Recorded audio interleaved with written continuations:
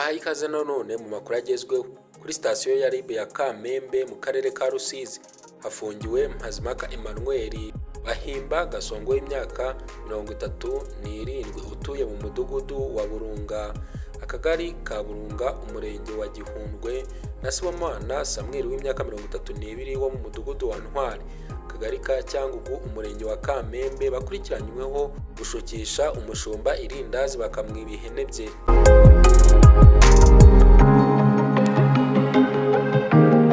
Uyu mushumba yabwiye itangazamakuru ko ubwo yari yaragiye ihene ebyiri, abo bagabo baraje bamwigiraho inshuti, bamubwira ko baje kumugurira irindazi, bamuha amafaranga ibiceri 200 ngo ajye kurigura kuri butike yo hafi aho ngaho, abanguke ihene ze barazimucungira. Ati nagiye kurigura ngarutse nsanga bazijyanye, nataha njya kubivuga atangira kuzishakisha.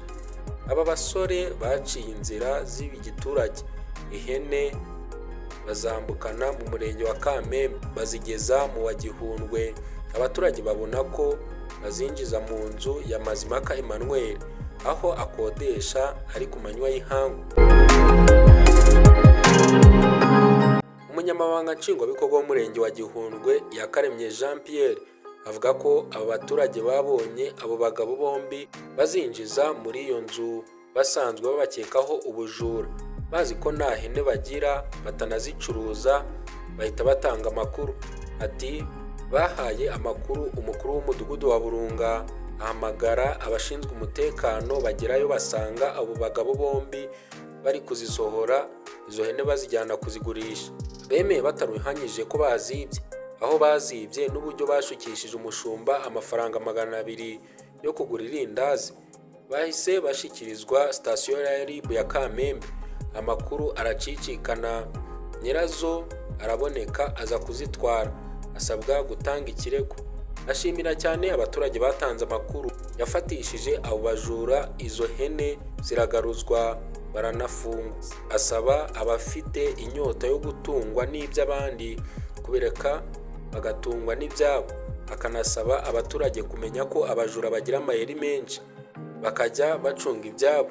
Ati muri iki gihe ihene zirahenze cyane kuko ziriye ebyiri ziri hafi amafaranga 200,000, si make ku muturage uba waroroye agamije kwiteza imbere. Iyo bazitwaye nyirazo rero baba bamusubije inyuma cyane mu iterambere, niyo mpamvu abajura nk'abo baba bagomba kurwanya. Yavuze ko aba bombi bafite abagore, agaya abagore nk'aba babona abagabo babo binjiza ibyibano aho kubashyira hanze bakabibika. Avuga ko atari iby'i Rwanda, badakwiye guhishira ikibi kuko amaherezo ingaruka zitabasiga.